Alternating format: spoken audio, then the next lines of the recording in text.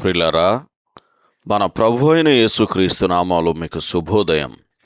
ప్రభు సమీపంగా ఉన్నాడు.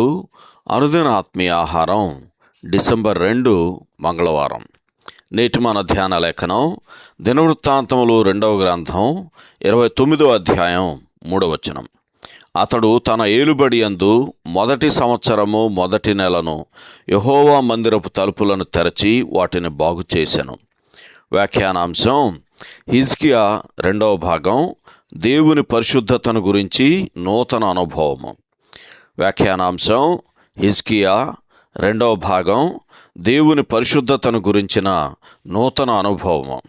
వ్యాఖ్యానం: హిజ్కియాకు దేవుని సన్నిధిని గురించిన స్పృహ మాత్రమే కాదు, అది అత్యవసరమనే అవగాహన కూడా ఉంది. అతడు తన ఏలుబడి యందు మొదటి సంవత్సరం మొదటి నెలలో యెహోవా మందిరపు తలుపులను తెరచాడు.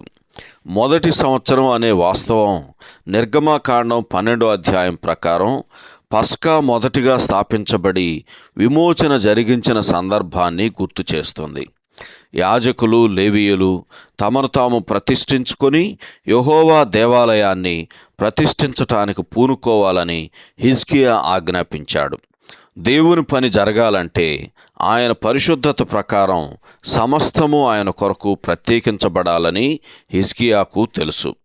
హిజ్కియా పూర్వీకులు యెహోవాకు విరోధంగా పాపం చేసి ఆయన నివాసమునకు పెడముఖం పెట్టుకున్నారని వారికి గుర్తు చేస్తున్నాడు. దినవృత్తాంతములు 2వ గ్రంథం 29వ అధ్యాయం 6-7 వచనాలు చదవండి. నా క్రైస్తవ జీవితంలో ప్రాధాన్యతల గురించిన అవగాహన నాకుండాలి. మీరు ఆయన రాజ్యమును నీతిని మొదట వెదకుడి, అప్పుడు అవన్నీ మీకు అనుగ్రహింపబడును అని మత్తయి సువార్త 6వ అధ్యాయము 33వ వచనంలో రాయబడింది. హిజ్కియా దేవాలయాన్ని పవిత్రపరచి దానిలోని ఉపకరణములను తిరిగి వాటి క్రమములో ఉంచుచుండగా పవిత్రతను, దైవిక క్రమాన్ని గూర్చిన భావన కలుగుతుంది. నేడు నేను ముందు అనే ధోరణి కలిగిన సమాజంలో మనం జీవిస్తున్నాము. మనుష్యులు స్వార్థప్రియులు, ధనాపేక్షులు మరియు దేవుని కంటే సుఖానుభవం ఎక్కువగా ప్రేమించువారు అని తిమోతికి రాసిన 2వ పత్రిక 3వ అధ్యాయము మొదటి 5 వచనాల్లో చదువుతున్నాం. ఇట్టి దృక్పథం మన జీవితాల్లో దేవుని శక్తిని మనం పొందకుండా అడ్డుకుంటుంది. ఆయన సాక్ష్యాన్ని అడ్డుకుంటుంది.